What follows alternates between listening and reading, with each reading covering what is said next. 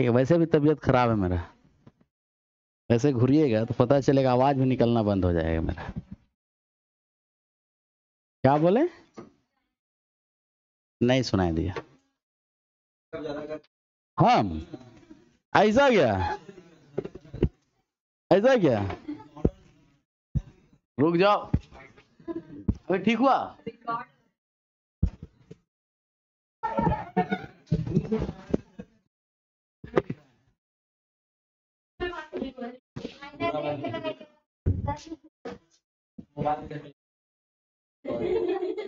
गरीब आदमी है ना, आईना नहीं है। कितने बॉयज हॉस्टल में दर्पण? ये सब हम लोगों के जीवन में नहीं है, इसका कोई रोल नहीं। आप लोगों का लाइफ में होगा। अभी ठीक हुआ? क्यों? खुद के उठ के आया ना बाबू, इसलिए ऐसा लग रहा होगा। खैर कोई बात नहीं, लाइफ है और यहाँ पर अप्स एंड डाउन्स तो आते ही रहते हैं।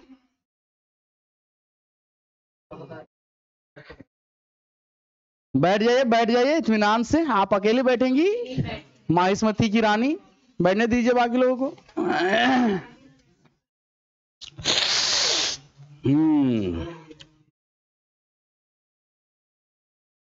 बैठ गए सभी कोई? 2-4 सवाल पूछ लिया जाएगा, उसके बाद क्लास को शुरू किया जाएगा। ओके चलिए, उधर से बताएंगे सोनी जी। काकरापाड़ा परमाणु संयंत्र कहाँ है? गुजरात। आपसे पूछे मोहतरमा हम। बैठ के बोलिए, कोई सुनिए, बैठ के बोलिए, कोई दिक्कत नहीं। काकरापाड़ा कहाँ है? कल नहीं आए थे आप? आए थे ना? अच्छा ठीक है, पीछे बेंच से बताएगा उधर। बताइए महोदय। बीच वाले भैया बताइए, काकरापाड़ा कहाँ है? अभी पढ़ रहे थे। कैगा कहाँ है दिव्यांशु? अब बैठ के बोलो बाबू, बैठ के बोलो, कोई बात नहीं, बैठ के बोलो, कोई एतराज नहीं हमको। कर्नाटक। नरोरा कहाँ है सर? हाँ आप बताइए मास्क वाले भैया, कल आए थे ना क्लास? तो जितना स्पीड से मोटरसाइकिल चलाते उतना स्पीड से दिमाग भी चलाया करें, रोड में हमको दिखाई देता है। ठीक है, प्रभात बाबू बताओ कलपक्कम कहाँ है? नमो में तो थोड़ा सा फर्क देखो, तमिलनाडु में है कि कुछ भी बोल देते हो। अरे आइए आइए आइए।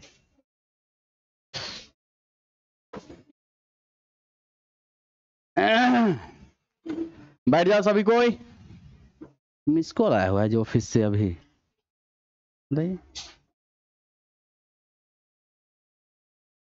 मिस कॉल मारते हैं हमको, बताइए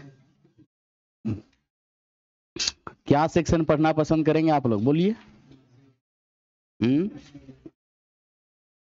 पंचवर्षीय योजना बोला था मैंने, वही करवाएंगे। थैंक यू की याद दिलवा दिए, नहीं तो अभी तो हम उड़ाइए देते। अभी तो सीधे नदी नाला की तरफ चल जाते हम लोग। ठीक है, तो हेडिंग दो पंचवर्षीय परियोजनाएं या पंचवर्षीय योजनाएं। 5th year plan. हाँ बाबा 5 ईयर प्लान। देख रहे हो कैसा मेरा गलती पकड़ रहा है गोलू।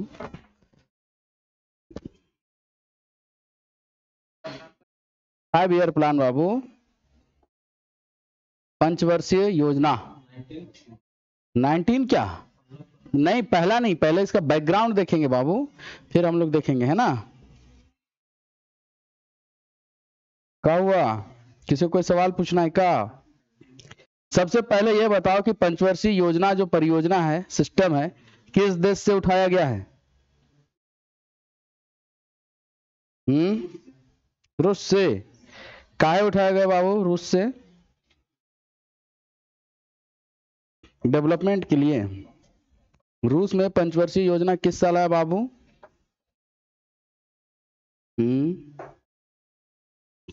रुक जाओ देखते हैं, नहीं तो भेजना पड़ेगा ना, ये तो पंचायती राज है।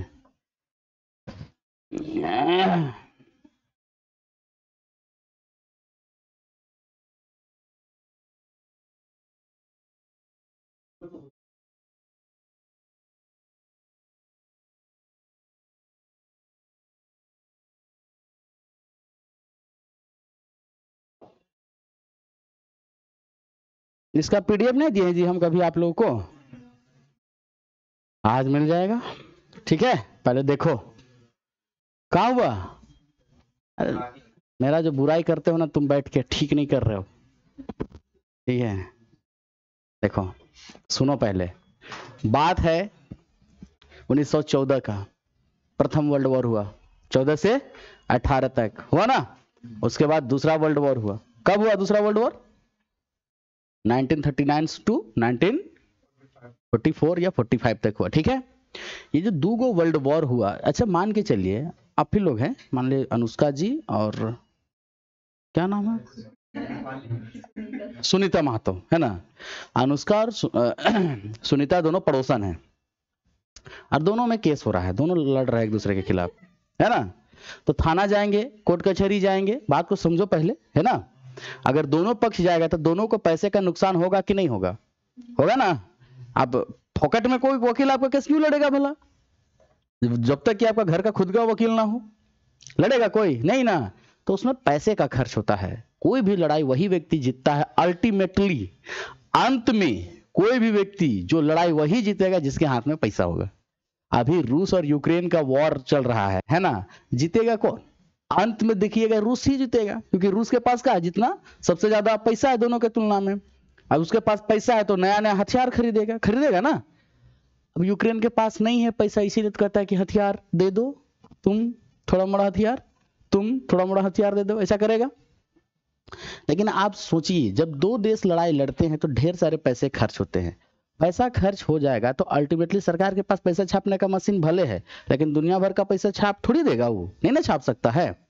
मान के चलिए इतना पूरा क्लास है, अगर हम पैसा छाप दिए, आप सबको पूरा एकदम सबको एक बैग पैसा दे दिए, तो फिर आप लोगों का जीवन का लाइफस्टाइल क्या होगा, मोरालिटी कहाँ जाएगा? एक वक्त आपको सोच के देखिए, सब अंत में क्या हो जाएगा, खत्म। जरूरत अगर धीरे धीरे पूरा हो तो लोग काम करते रहते हैं, एक ही बार पूरा हो क्या दिक्कत, सब चौपट। एग्जाम्पल के लिए, सबको अगर खाने का अपना अपना शौकीन होगा, कुछ ना कुछ फूड खाने का, है ना। चटनी जो है थोड़ा सा ही खाया जा सकता है, एक थाली चटनी कोई आदमी नहीं खाता है। तो वैसे ही इकोनॉमी में है पैसा। तो जो पहला वर्ल्ड वॉर हुआ उसमें रूस ने देखा, उस समय रूस होता भी नहीं था, उस समय होता था सोवियत यूनियन, सोवियत संघ। उस रूस ने देखा कि भैया दो देश लड़ता है ना, तो उसका असर तीसरा देश में जरूर पड़ता है ना।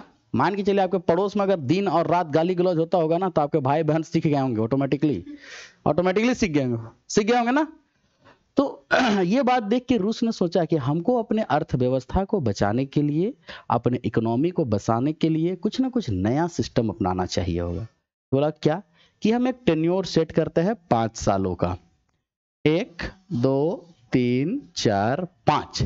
इसमें हम कुछ गोल सेट करते हैं कि नहीं, हम ये टारगेट रखेंगे, हमारा इतना ग्रोथ होना चाहिए, हम इस क्षेत्र में, मान के चलिए उसने कहा कि हम एजुकेशन में पैसे खर्च करेंगे, हम इंडस्ट्री में पैसे खर्च करेंगे, हम और क्या करेंगे, लोक कल्याण में पैसे खर्च करेंगे, है ना, पब्लिक वेलफेयर में पैसे खर्च करेंगे, कुछ कुछ उसने एम सेट किया, है ना। एग्रीकल्चर में उसने देखा, जो भी चीज को मन किया उसने अपने हिसाब से क्या किया, प्रायोरिटी को अपना सेट कर दिया। तो ऐसा जब किया, जब आने वाला समय में दूसरा वर्ल्ड वॉर हुआ तो उसने देखा कि उसका देश में कोई नुकसान नहीं हुआ, और बाकी वाला जो देश दुनिया था जिसके पास 5th ईयर प्लान नहीं था, वो लोग क्या कर गए, कंगाल हो गए। बात समझे, गरीब हो गए। तो रूस ने ये प्लान को अपनाया, जिसकी वजह से उसका जो अर्थव्यवस्था था, उसका जो घर द्वार था, वो बढ़िया से बचा रहा। ठीक है, अब भारत आजाद हुआ 1947 में। क्या है, पानी पिलाओ पीछे बेंच में, उसको दुख रहा है, दवाई लेके घूम रहे हैं हम। देखो हम वही दवाई खा के आए अभी अभी आने का मेरा कोई मूड नहीं था क्लास लेने का, आप लोग जान लीजिए, ठीक है, तुम्हारा भी। लेकिन सर फोन किया, कहे कि आइए क्लास लेके जाइए। उससे ठीक 2 मिनट पहले हम अभी 200 का चालान कटवा के आ रहे हैं अपना। ठीक है, दवाई लेने जा रहे थे, हड़बड़ी में हेलमेट नहीं लगाए थे, पकड़ लिया, बोले कि लो खा लो, तो बोली नहीं पहले चालान कटवाओ, फिर दवाई लिए हैं, अभी 1 डोज खाए हैं, इस वजह से आप लोग समक्ष खड़े हैं। और ये जो लिपापोती देख रहे हो ना, ये कवर अप है अपने फेस को वो करने के लिए, क्या जी करने के लिए। गधों, बंद करिए उसको बंद करिए, मैं डिस्ट्रैक्ट हो जाता हूँ। तो रूस में जब ये चीज अपनाया गया तो भारत आजाद हुआ 1947 में। भारत ने देखा, जब भारत आजाद हुआ, आप सोच के देखिए, अंग्रेज लोग, आपका पहले का फोटो देखना, लिखना कि गूगल में या एआई वगैरह आप लोग यूज करते हैं, उसमें गूगल करना, देखना कि इंडियन फार्मर इन 1947, देखना एगो रूपा का गंजी पहना हुआ और धोती पहना हुआ ऐसे कुकड़ा सा एगो आदमी दिखेगा, कहीं ना कहीं यही इंडियन किसान सर्च करो अपना अपना मोबाइल में, देखना भी क्या निकलेगा। एकदम सूखा, गरीब, लाचार, बेबस आदमी दिखेगा, आपको लगेगा जैसे इसको बचपन से कोई खाना पीना मिला भी नहीं है। इंडियन फार्मर, अच्छा अच्छा कैसे आएगा? इन 1947 करो अभी।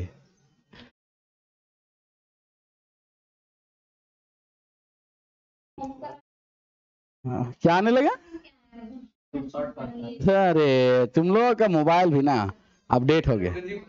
ओ देखो, गरीब दुखियारी आत्मा दिख रहा है।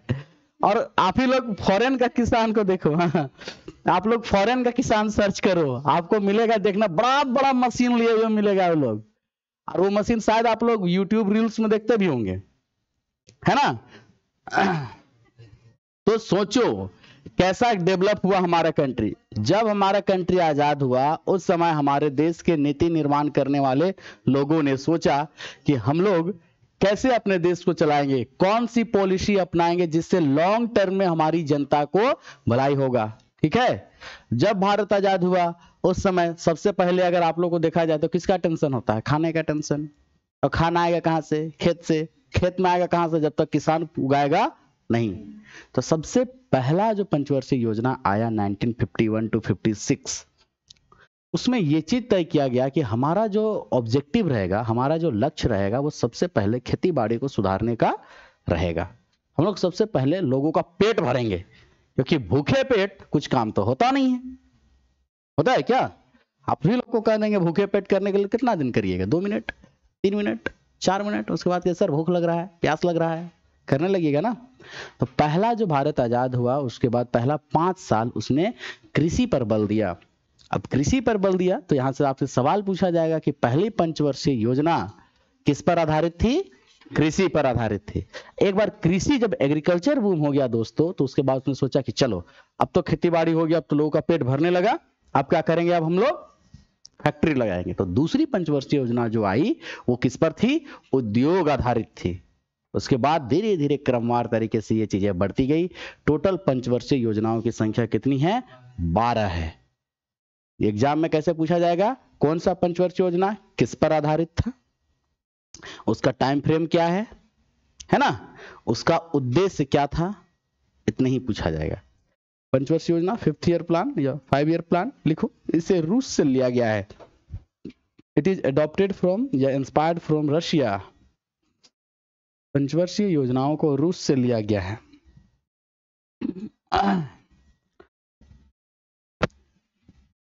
पंचवर्षीय योजनाओं को रूस से लिया गया है, ठीक है।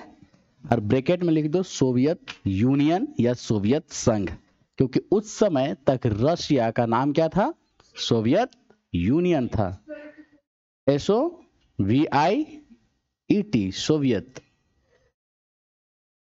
यूनियन, है ना। अभी वहां की कैपिटल कहाँ है जी? मॉस्को। लिख लिया? अब चलो लिखो। अच्छा, रशिया में किस साल इंप्लीमेंट किया गया होगा ये भी लिखिएगा। ये 1930s में इंप्लीमेंट किया गया था। In Russia 5th year plan, रूस में पंचवर्षीय योजना को, जोनाफॉल थोड़ा जल्दी जल्दी लिखिए, ठीक है। 1930 में पंचवर्षीय योजना को सबसे पहले रूस में किस साल लागू किया गया था? 1930 में लागू किया गया था, ठीक है। हो गया। नेक्स्ट, बॉम्बे प्लान 1944 में लागू हुआ। The Bombay plan was implemented in the year of 1944। Bombay plan 1944 में लागू हुआ। प्लांट नहीं बाबू, प्लान बता रहे हैं ये क्या है। बॉम्बे प्लान किस साल लागू हुआ? 1944 में। कहां लागू हुआ होगा?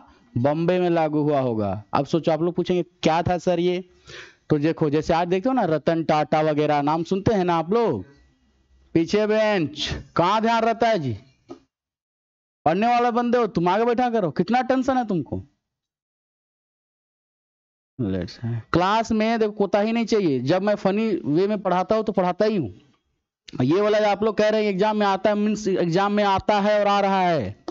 इस बार का एसएससी का एग्जाम में देखना श्योर शॉट आएगा, फिर हमको मत कहना कि नहीं आया। एक क्लास में खत्म नहीं होता है, फिर भी हम ट्राई कर रहे हैं आप लोग के लिए। जो बोला है आप लोग को एकदम, जब कहेंगे ना कि ये चीज टॉपिक करा दीजिए सर, हम उसी दिन वही टॉपिक कराएंगे। टेंशन मत लो तुम लोग किसी चीज का कि नहीं सर छोड़ के भाग जाएंगे, क्लास नहीं हो पाएगा। अगर कह दोगे कि अभी हम लोग को ये पढ़ना है तो अभी टॉपिक चेंज करके पढ़ाएंगे।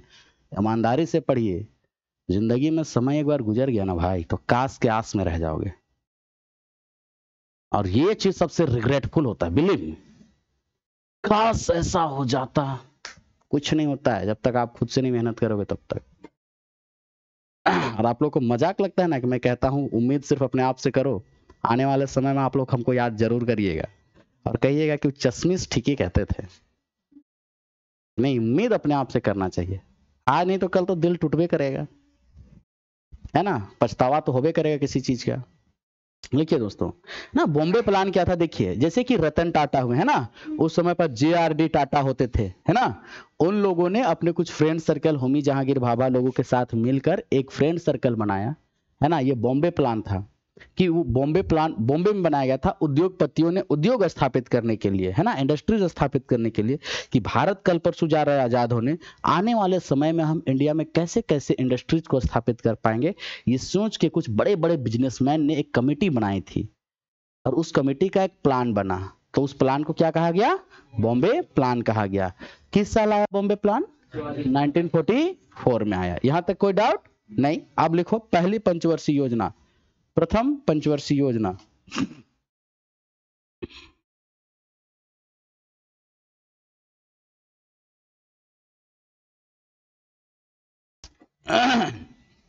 टाइम लिखो 1951 टू 56, 1951 से 1956। ठीक लिख लिए, लिखो इसका model, model name, model Harrod Romer Domar model, model का नाम है। हाँ बाबू लिख रहे हैं, लिख रहे हैं, पिनमा कहाँ गया।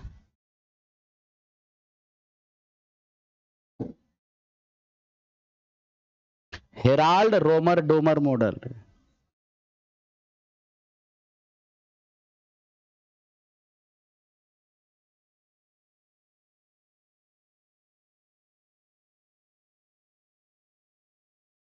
किस पर आधारित था ये, कृषि पर आधारित, एग्रीकल्चर बेस्ड।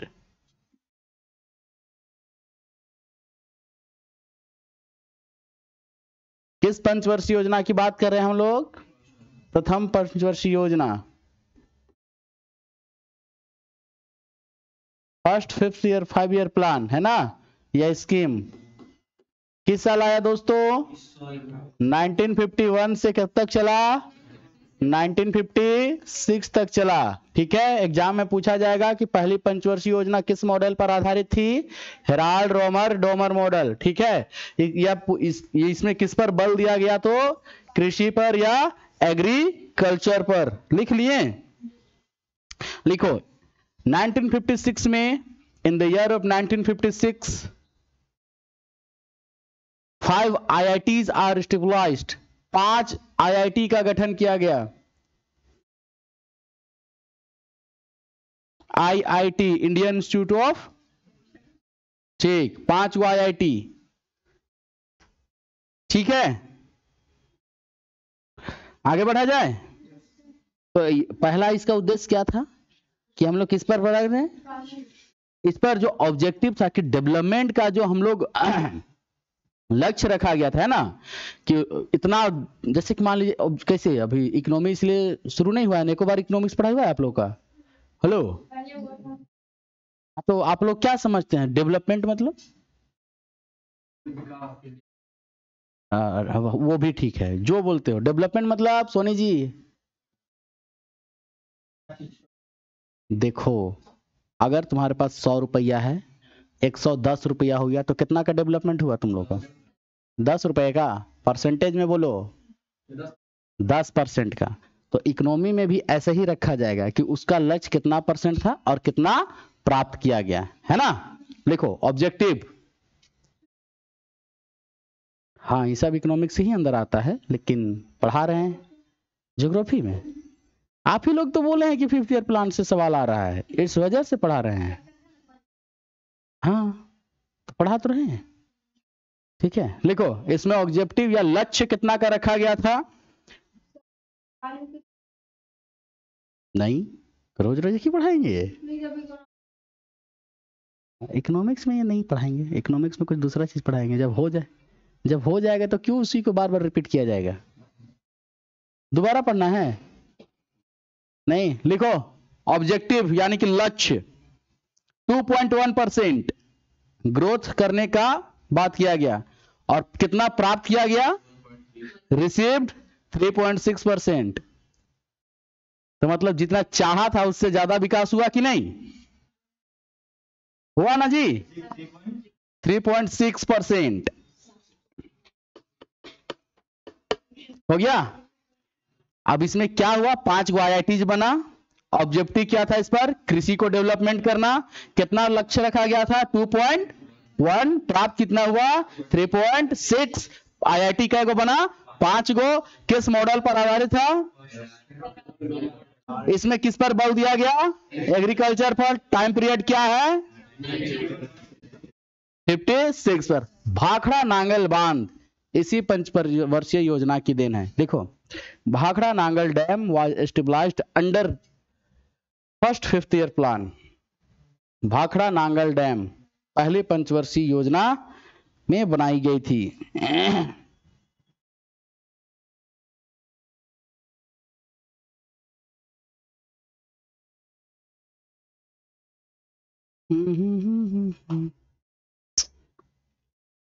हो गया। चलो नेक्स्ट लिखो, दूसरी 5 वर्षीय योजना, सेकेंड 5 ईयर प्लान 1956 to 61।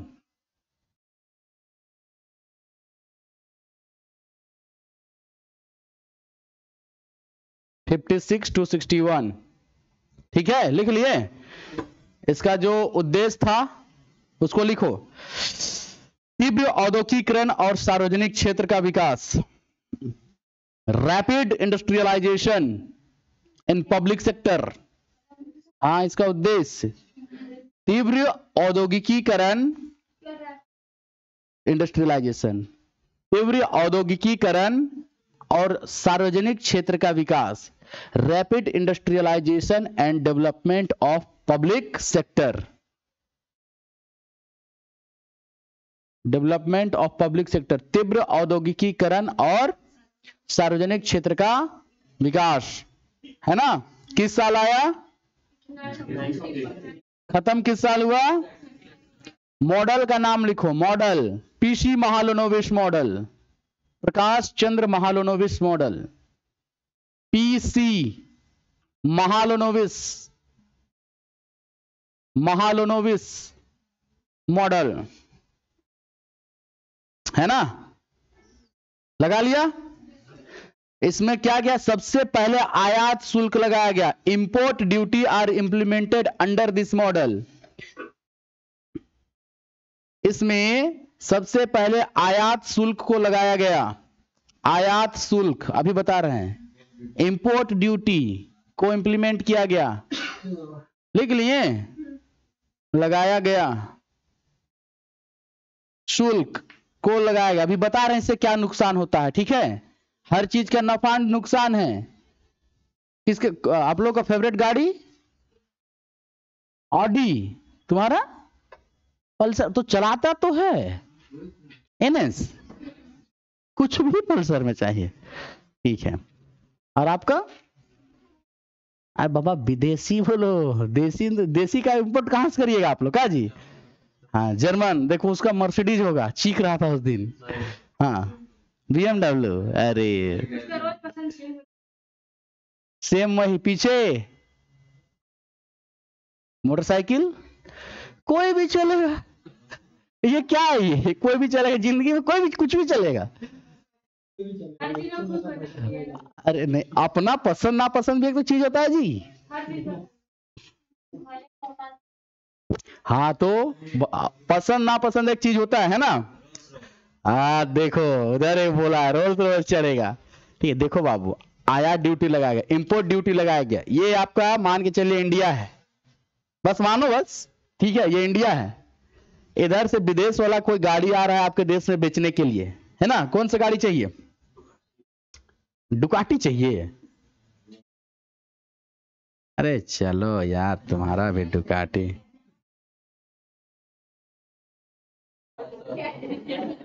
जो भी मोटरसाइकिल लग रहा है कुछ तो है, ठीक है।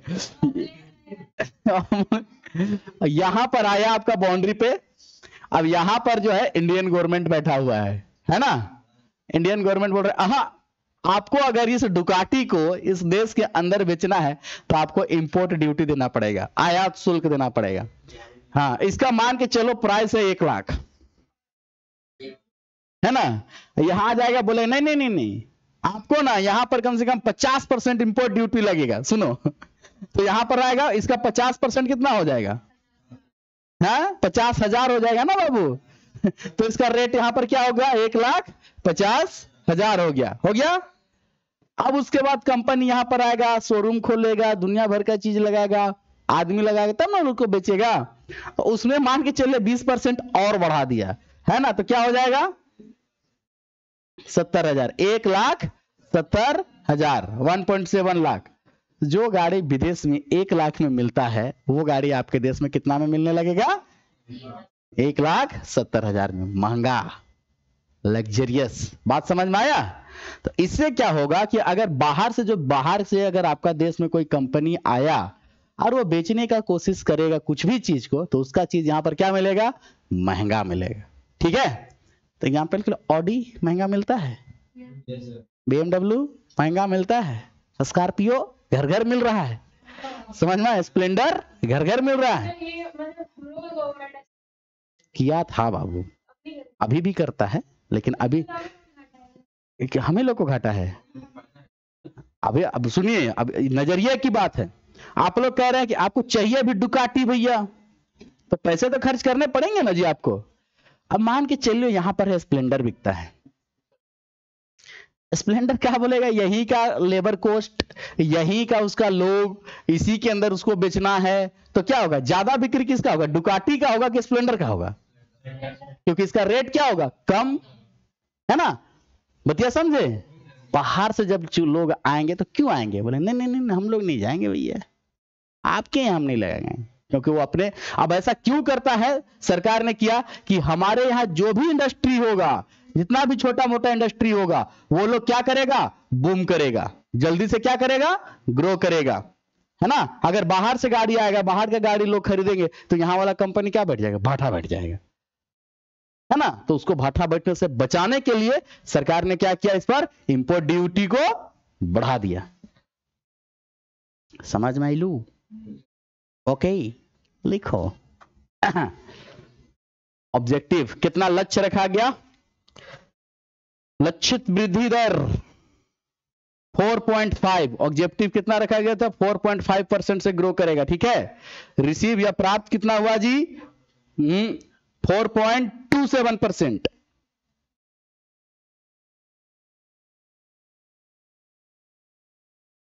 लिख लिए। अब लिखो तीसरी पंचवर्षीय योजना,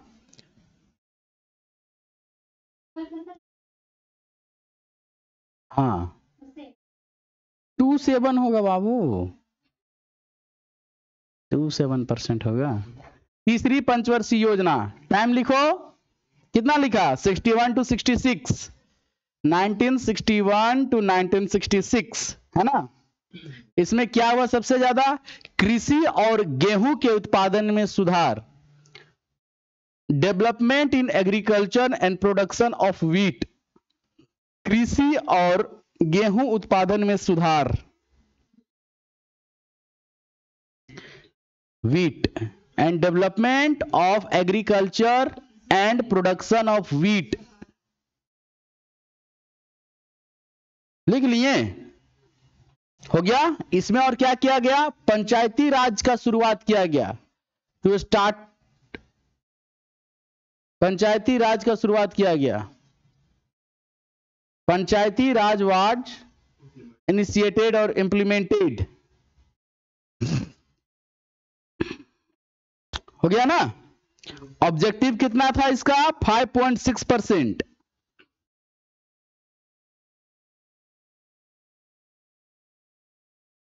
हाँ ऑब्जेक्टिव था। रिसीव कितना किया इसने,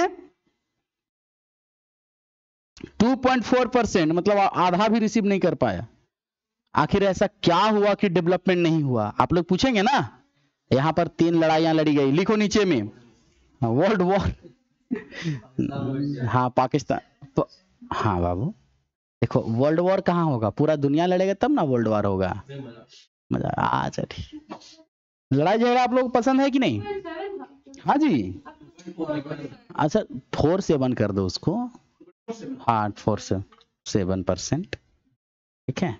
ओके, इतना प्रिसाइसली नहीं होना है, ये परसेंटेज नहीं पूछा जाएगा, ठीक है। आपको बस पूछा जाएगा कि पंचायती राज व्यवस्था किस साल लागू हुआ, मतलब किस पंचवर्षीय परियोजना में सबसे पहले इंप्लीमेंट हुआ, तीसरा वाला में, ठीक है। देखो इसमें क्या हुआ था, योजना अवकाश हुआ था, है ना, लीप 3 हो गया था, मतलब लड़ाई हुआ था ना, भारत पाकिस्तान, भारत चीन, है ना। तो लिखो भारत चीन युद्ध 1966 to 67,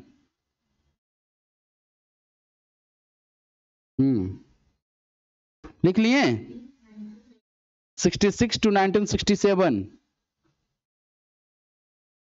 चाइना जीता था, क्या करेगा बाबू, चाइना जीत गया था, तो इसके कारण ये योजना क्या हो गया था, फेल। अंडरलाइन करके लिखो, this 5th year plan was failed.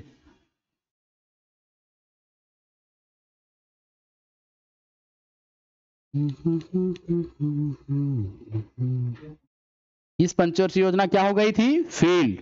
तो पूछा जाएगा किस वॉर के कारण, इंडो चाइना वॉर, ठीक है, 3 साल लगातार हुआ था।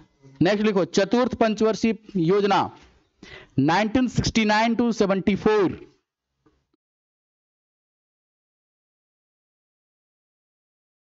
चौथी पंचवर्षीय योजना 1969 में 5 जोड़ दीजिए तो कितना हो जाएगा, 1974। इस मॉडल का नाम लिखो गाडगिल स्कीम या गाडगिल योजना।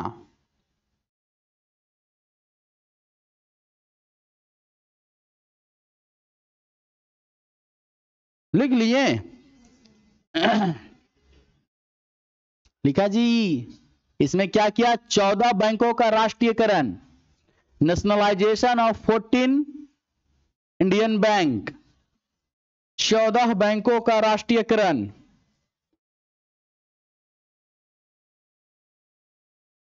14 बैंकों का राष्ट्रीयकरण, लिख लिए। नेक्स्ट, और क्या लिखेगा, हरित क्रांति की शुरुआत, हाँ ग्रीन रिवॉल्यूशन की शुरुआत।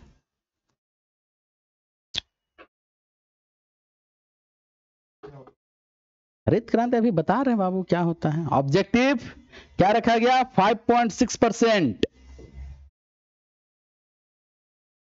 प्राप्त कितना हुआ जी, 3.6%। 5.6 रखा गया था, प्राप्त कितना हुआ, 3.6%। लिख लिए।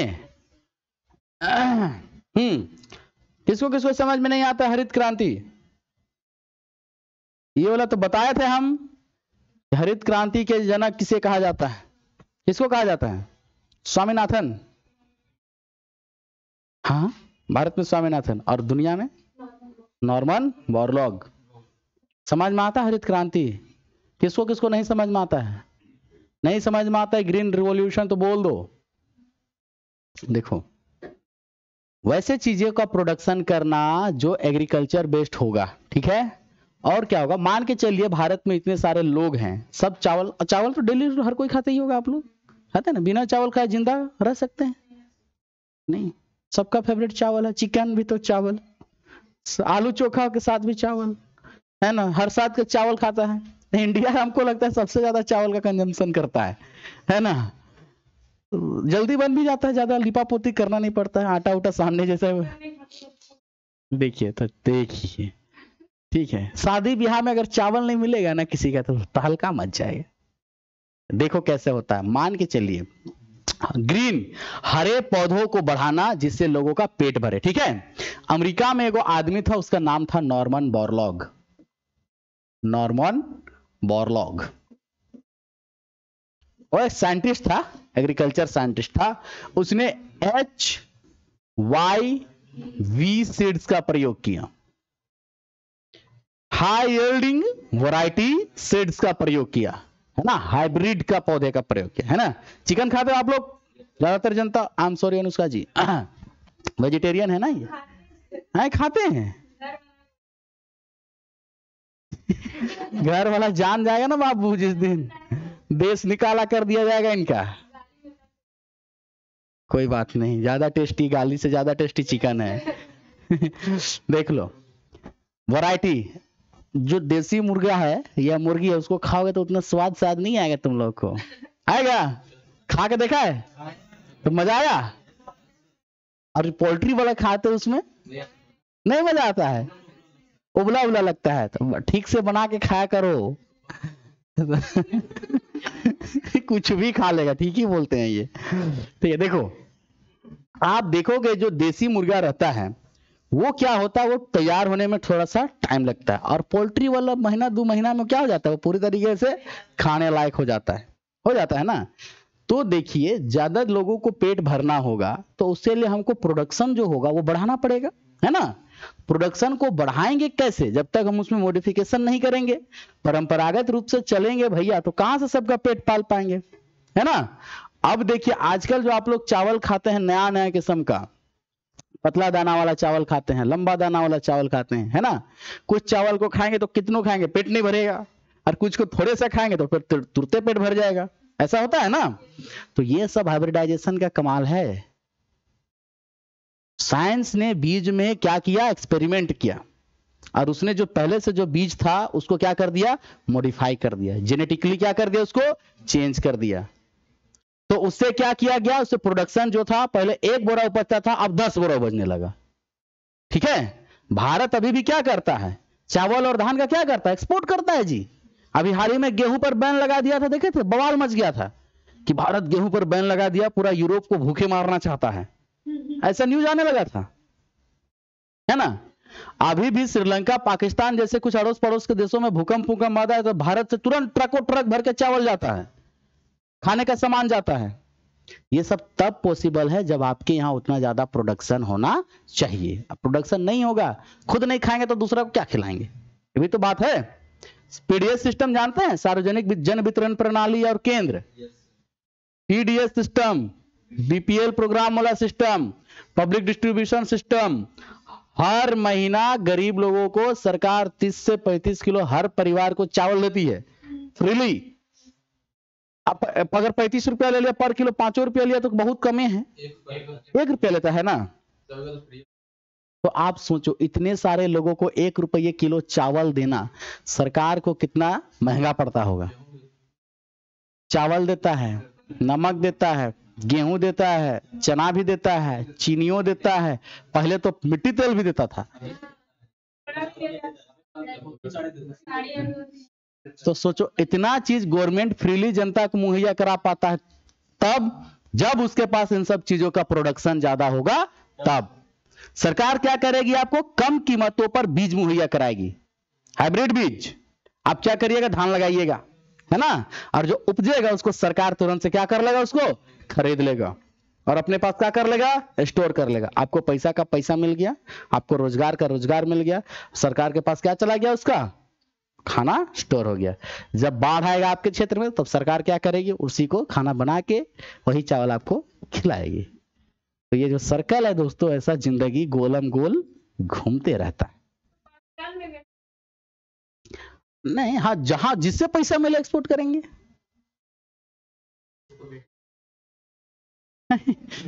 तुम लोग ना पाकिस्तानियों की इतना बेइज्जती कर दिए हो कि क्या करेगा बेचारा।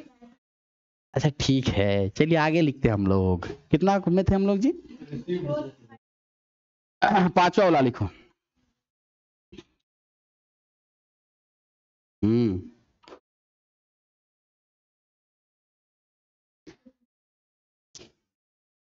लिख लिए? टाइम लिख लेंगे ना आप लोग? 74 से 78 लिखो। हाँ, 4 साल। उसके बाद आया था रोलिंग प्लान 74 से 78। इस समय जो पीएम थे वो थे मोरारजी देसाई।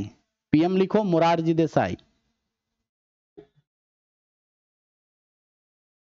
इसके बाद कौन सा क्लास है बंधुगण? रूटीन मिला होगा ना जी? एमपी मतलब उस समय वो पीएम उस समय कौन थे? मोरारजी देसाई। इसमें नारा दिया गया, स्लोगन गरीबी हटाओ। स्लोगन क्या दिया गया था इसमें जी? गरीबी हटाओ।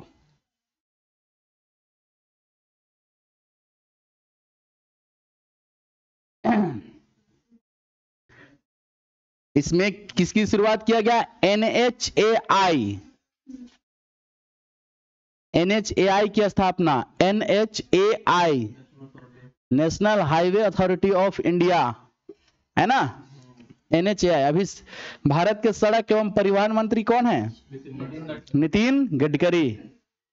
सोचिए, भयंकर भयंकर रोड बना रहा है क्या? और एक हम लोग का झारखंड देखो, कहाँ किधर रोड है? यहाँ तुम यहाँ लालपुर चौक से कोकर चौक जाओ, अभी धूल में नहा के आओगे। अभी मेरा चेहरा पे जो तुम लोग व्हाइटनेस देख रहा था वो धूल में था।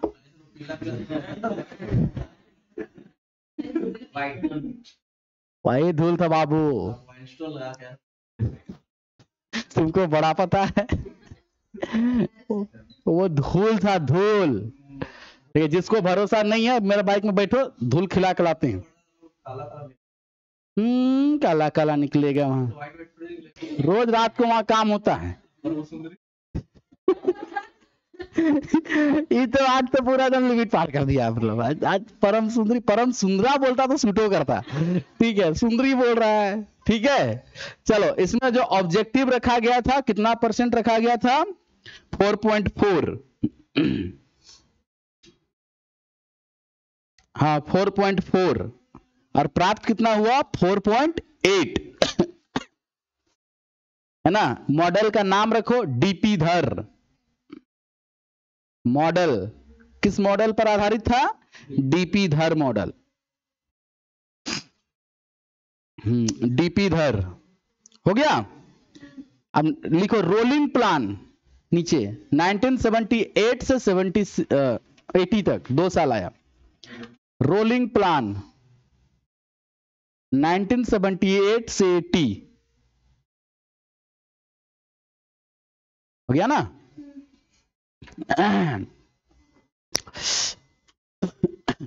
पनिया नहीं पिलाइएगा जी।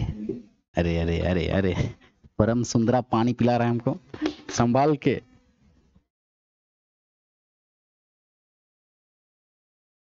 रोलिंग प्लान क्यों आया होगा बताओ? बताइए बताइए बताइए। हाँ, कौन प्राइम मिनिस्टर चेंज हुए? जो मोरारजी देसाई थे ना, देखो 1975 में 74 लिखवाए है ना वहां पे, याद होगा ना? 1975 में इमरजेंसी लागू हुआ था। क्या लागू हुआ? इमरजेंसी, जिसको क्या कहते हैं आप लोग? आपातकाल। आपातकाल जब लागू हुआ उस समय भारत की प्रधानमंत्री कौन? इंदिरा गांधी। इन पर तक सिनेमा भी आया, आप लोग देखे कि नहीं? कंगना रनौत है ना मूवी में, तो देखिएगा आप लोग, यही सब देख के सीखोगे।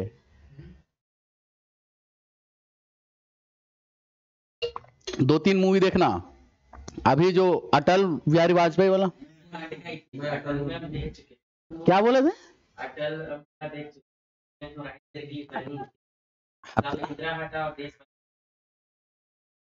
अरे नहीं, तो आप लोग पीएम अच्छी नहीं थी, जो भी हो, लेकिन आप लोग मूवी जरूर देखिएगा। अटल मूवी देख लेना, इंदिरा वाला देख लेना, ताशकंद समझौता देखना। ठीक है, कुछ कुछ मूवीज देखना। घर जाके खाली यूट्यूब रील्स देखेगा तो कहां सीखेगा? ठीक है, देखो जनता पार्टी की सरकार थी। 1975 में इंदिरा गांधी ने क्या लगाया, इमरजेंसी लगाया। इमरजेंसी का पूरा विरोध हुआ, सरकार चेंज हुआ, कौन आया पावर पर, जनता पार्टी। जनता पार्टी थोड़े दिन शासन की, फिर ये भी पार्टी क्या हो गया, गिर गया, और दोबारा से शासन में कौन आई, इंदिरा गांधी। इंदिरा गांधी दोबारा से शासन में आई 1978 में, और वो कब तक रही, फिर वो 80 तक रही, जब तक आगे चुनाव नहीं हो गया। 5 से 80 समझ में आया, 5 साल में चुनाव होता है ना, लोकसभा चुनाव। तो ये 2 साल, इस साल वो क्या किया कि जो पहले से सरकार ने पंचवर्षीय योजना रखा है तो उसको क्या कर दिया गया, सबसे पहले कैंसल। और जो 2 साल रहा इस पर कौन सा प्लान लागू किया गया, रोलिंग प्लान। यानी कि हर एक साल के लिए हम लोग क्या बनाएंगे, अलग से मॉडल बनाएंगे, हर एक साल के लिए अलग अलग मॉडल बनाएंगे। तो ये जो 2 साल रहा, 2 साल पंचवर्षीय योजना काम नहीं किया। इस योजना, इस समय कौन सा योजना काम किया, रोलिंग प्लान। अब नीचे लिखो नेक्स्ट वाला, छठी पंचवर्षीय योजना 1980 to 85।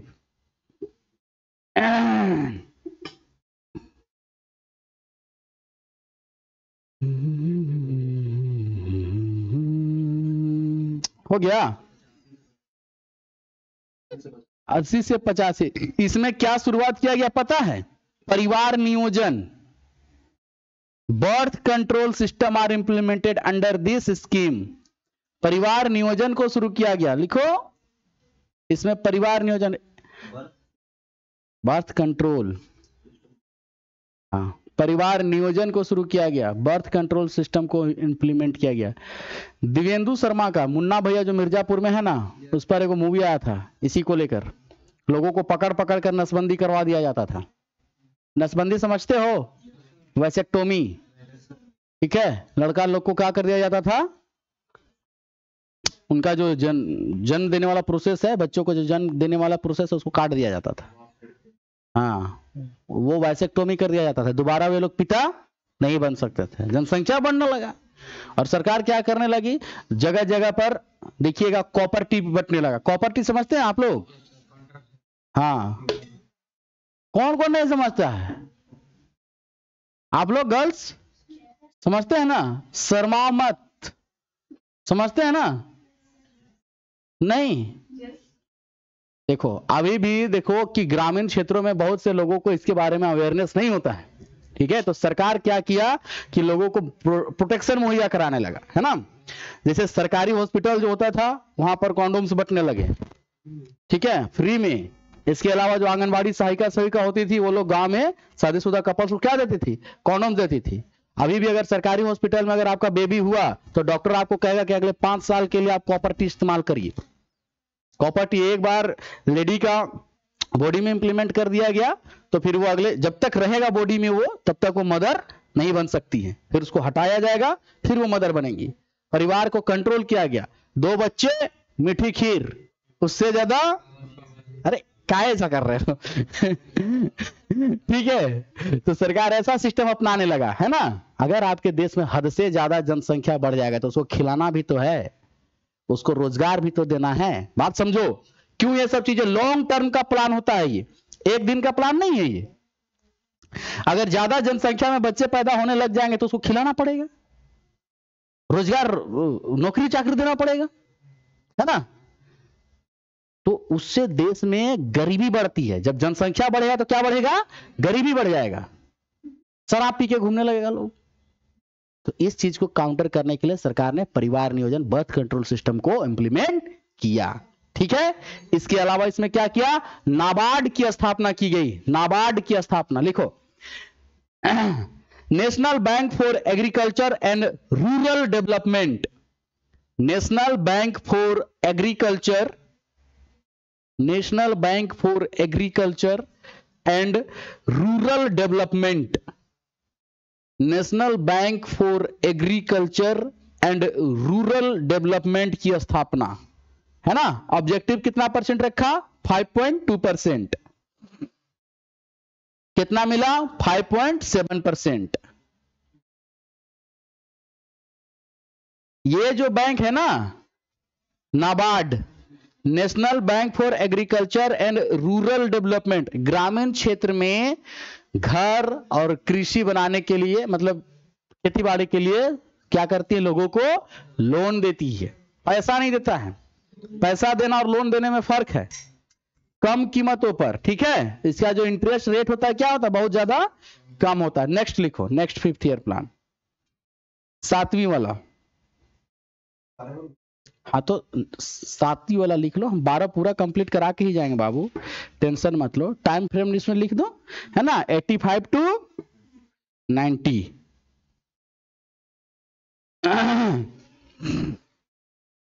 है ना। इसमें लिखो कि वर्ष 2000 तक भारत को आत्मनिर्भर बनाने का फैसला लिया गया। India should be self dependent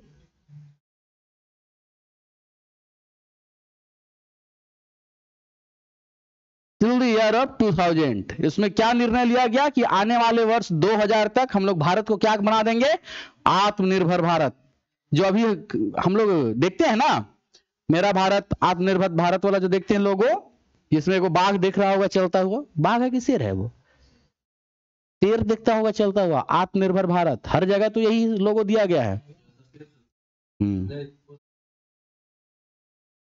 ठीक से देखो बाबू। नेक्स्ट इसमें लिखो ऑब्जेक्टिव 5%, 5% लक्ष्य, है ना। विकास कितना हुआ, 6.1%, है ना। चलो next,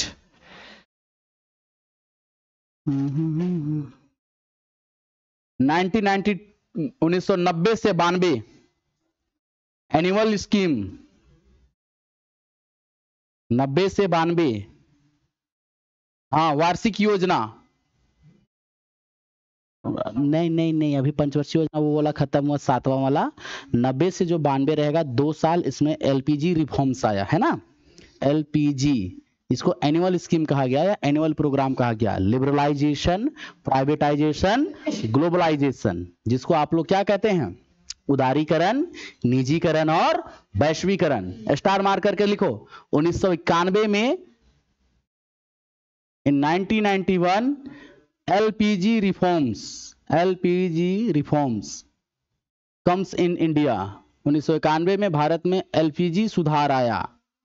LPG liquid petroleum gas नहीं, एल से लिखो। लिबरलाइजेशन, उदारीकरण, एल से लिखेगा लिबरलाइजेशन, LIBE, लिबरलाई।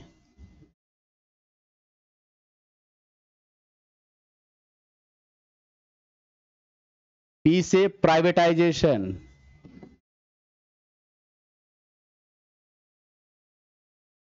जी से ग्लोबलाइजेशन, ग्लोबलाइजेशन, हिंदी में इसको कहते हैं उदारीकरण। दूसरा प्राइवेटाइजेशन को निजीकरण, ग्लोबलाइजेशन को वैश्वीकरण।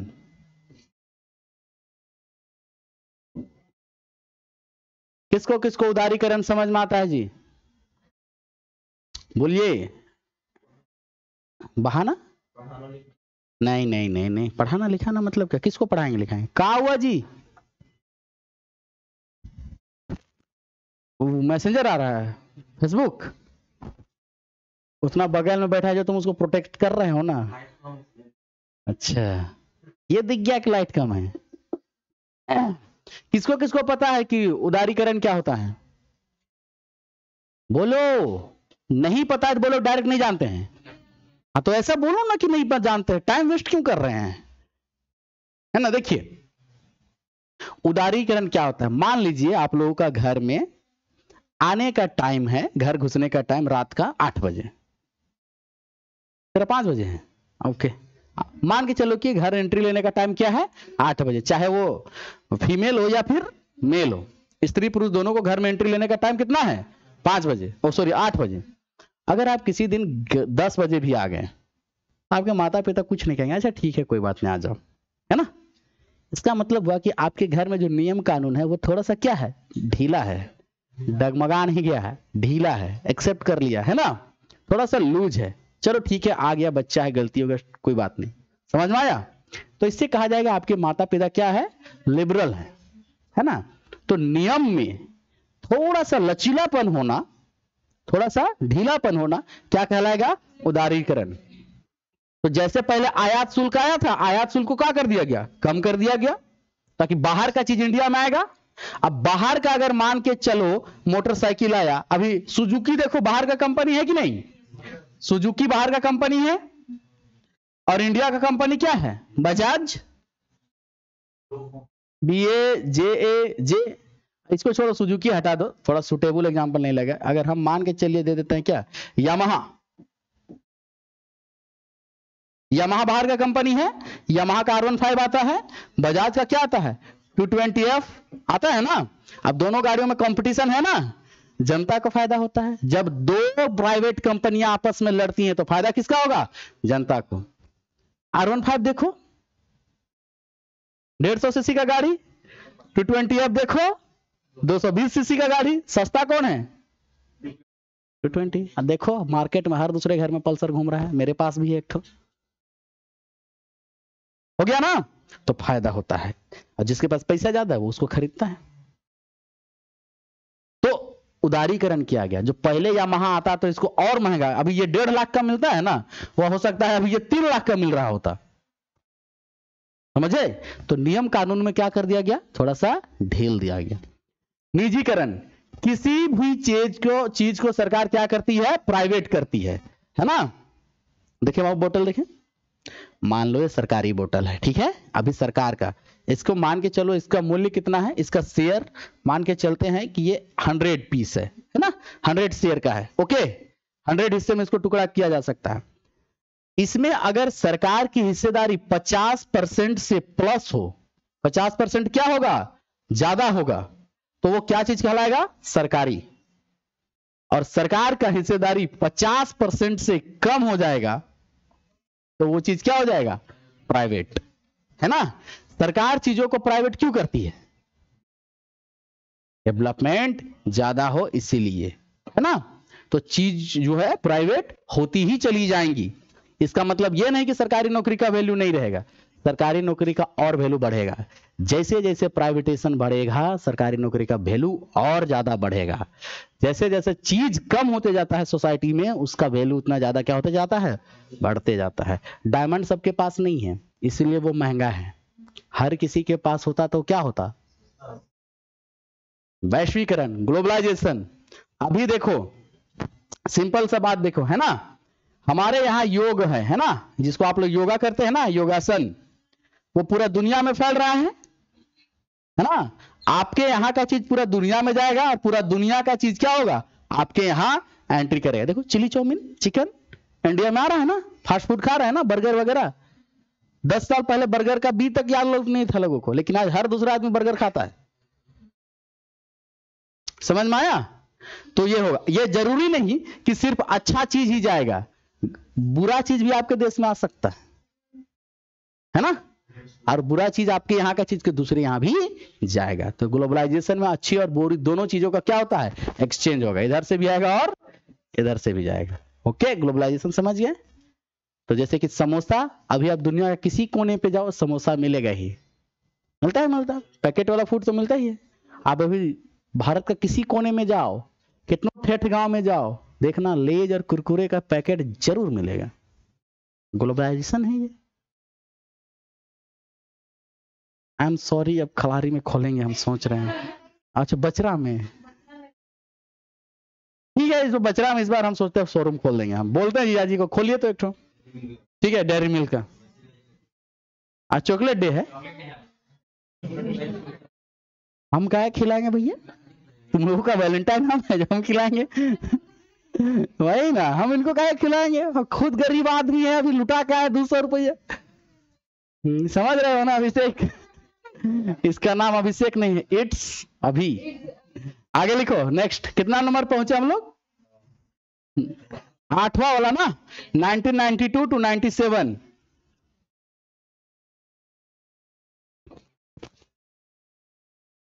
92 to 97। अच्छा कितना खाएगा? सबको 1-1 रुपये वाला चॉकलेट खिला ही देते हैं। इसको कहते हैं डिमांड एंड सप्लाई का सप्लाई चेन ठीक गड़बड़ा जाएगा फिर, ठीक है। ये देखो गिफ्ट होता है ना तो खुद से खाने वाला होता है ना, जो मिला खा लो। और जब आप लोग डिमांड कर देंगे ना तो फिर कैसे चलेगा। हाँ तो डिमांड हो चुका है, खबर आगे पहुंच जाएगा, अभी आ जाएगा तुम लोग, ठीक है। चलो लिखो नेक्स्ट। इसने क्या किया? औद्योगिकीकरण को बढ़ावा दिया, to increase the industrialisation, the industrialisation.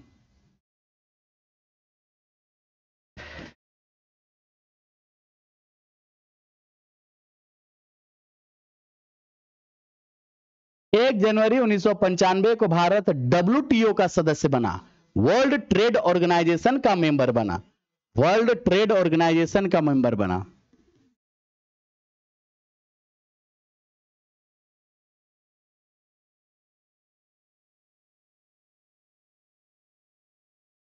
एक जनवरी 1995 को भारत किसका मेंबर बना जी? वर्ल्ड ट्रेड ऑर्गेनाइजेशन का मेंबर बना।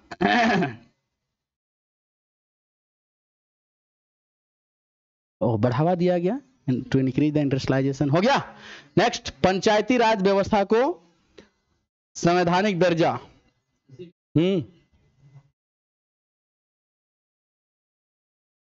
पंचायती राज व्यवस्था को कॉन्स्टिट्यूशनलाइजेशन किया गया, संवैधानिक दर्जा दिया गया। पंचायती राज व्यवस्था को संवैधानिक दर्जा दिया गया।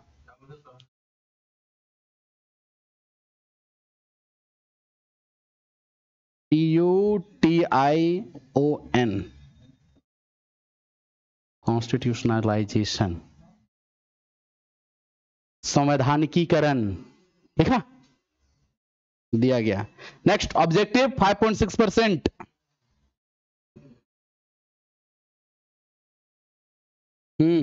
प्राप्त कितना हुआ?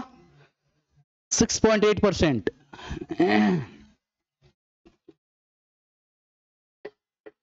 हो गया। नेक्स्ट वाला कितना नंबर का है जी? 9 है, तो लिखो 1997 से लेकर 2002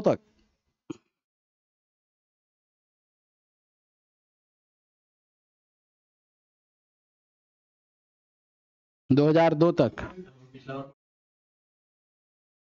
किसको? हाँ जी, कहाँ पढ़ रहे थे? 1 महीना लगाए थे? अच्छी में पढ़ा रहे थे? हाँ। तो अच्छी बात तो है, तो लोग नहीं पढ़ा आप लोग? जब पढ़े थे तो दोबारा क्यों पढ़ रहे हैं? तो क्यों ऐसा किए हो? धोखा जो मेरे साथ किए हो ना। Chocolate cancel, chocolate cancel. हम सोचे थे चॉकलेट खिलाएंगे, अभी डेयरी मिल्क की सोचे थे। देखो आप लोग हमको मौका दिए हैं तब मौका मिला है। देखो आप लोग जब लिखो, इस समय पीएम कौन थे? अटल बिहारी वाजपेयी। याद है इसको?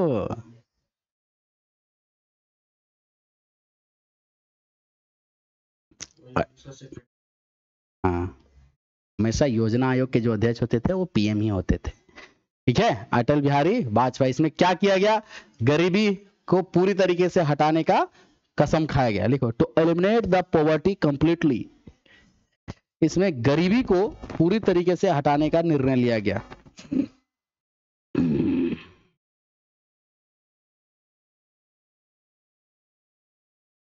हो गया। नेक्स्ट लिखो, ऑब्जेक्टिव कितना था? 7.1%। और कितना प्राप्त हुआ था? 6.81। प्राप्त कितना हुआ था? 6.8%। नेक्स्ट लिखो, 10वीं पंचवर्षीय योजना, 10th 5th ईयर प्लान। इसका नोट्स भेज देंगे जी तुरंत, है ना, आज शाम को। और नहीं मिलेगा तो व्हाट्सएप में हमको हिनहिना देना, एक बार मिल जाएगा। आगे लिखो, इसका ऑब्जेक्ट टाइम फ्रेम लिखो आप लोग, कब से कब लिखेगा? 2002 से 2007। 5 जोड़ेगा कि बाबू, है ना।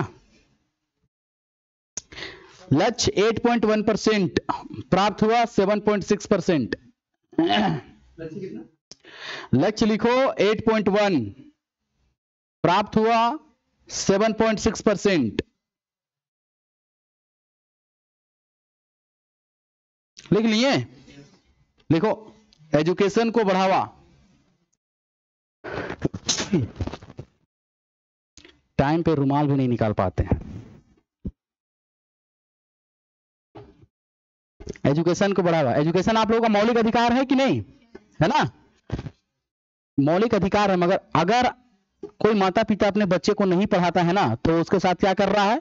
संवैधानिक रूप से जुर्म कर रहा है वो। समझ में आया? मान के चलिए आने वाले समय में आप लोग माता पिता बन जाएंगे और अपने बाल बच्चा को नहीं पढ़ाए ना, तो आने वाले समय में वो केस कर देगा और तुम लोग जेल चले जाओगे। ये भी प्रावधान है, इसलिए पढ़ाने का व्यवस्था कर लेना पहले, फिर शादी ब्याह करना। पहले रोज कमाओ, फिर खाओ, फिर शादी ब्याह करो। ठीक? ओके? तो ऐसे कर लोगे नुकसान है भैया। लड़के लोग अभी जो है, ये जो पल्सर में घूमते रहते हो ना फांकी मारते हुए, समझ जाना। नेक्स्ट लिखो, इसमें एजुकेशन को ही बढ़ावा दिया गया था, है ना? 6 से 14 वर्ष तक के बच्चों के लिए एजुकेशन को मैंडेटरी कर दिया गया था। ठीक है? अभी देखो सरकार फ्री में एजुकेशन देता है कि नहीं? सरकारी स्कूल में पढ़ने के लिए फ्री में टीचर, और लोग का पेमेंट जानते हो? 80-90 हजार रुपया मिलता है। 80-90 हजार रुपया। और प्राइवेट स्कूल में टीचर को कितना मिलता है बताओ?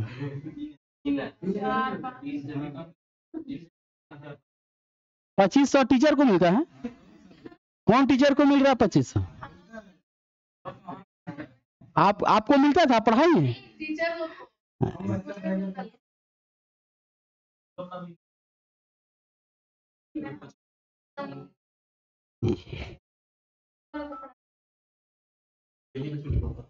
Daily per day 2500? हाँ।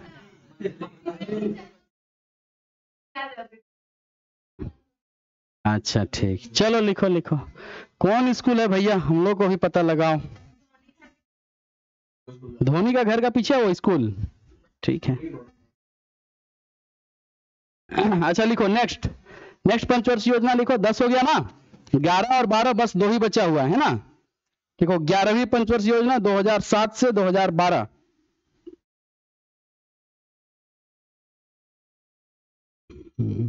ग्यारह वाला लिख लिया? इसमें लिखो 2009 में राइट टू एजुकेशन एक्ट आया। बस सर 2 मिनट। 2009 में राइट टू एजुकेशन एक्ट आया।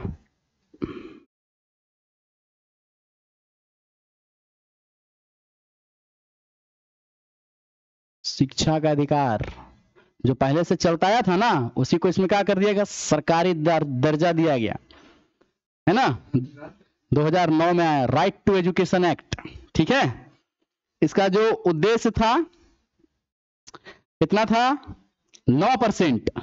प्राप्त कितना हुआ दोस्तों? 8%।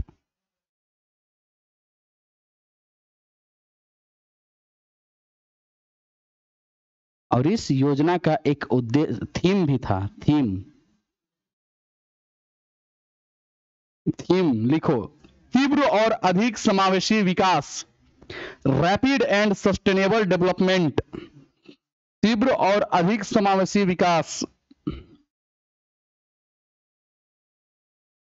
तीव्र और अधिक समावेशी विकास। हो गया? उतने लिखो। नेक्स्ट 12वीं पंचवर्षीय परियोजना या योजना।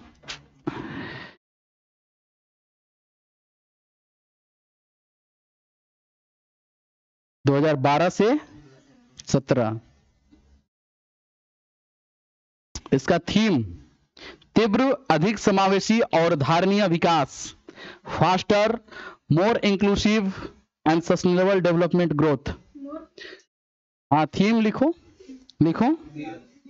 Faster, more inclusive and sustainable growth. तीव्र और अधिक समावेशी तथा धारणीय विकास। फास्टर मोर, क्या लिखें, faster more inclusive and sustainable development या ग्रोथ, हो गया। नेक्स्ट, इसमें लक्ष्य रखा गया 9%, प्राप्त हुआ कितना, 8%।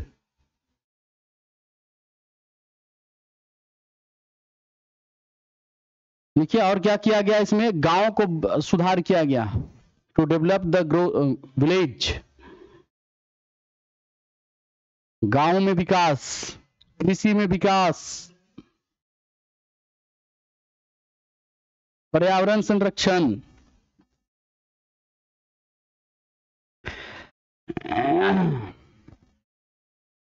हाँ पर्यावरण संरक्षण, वाइल्ड लाइफ कंजर्वेशन,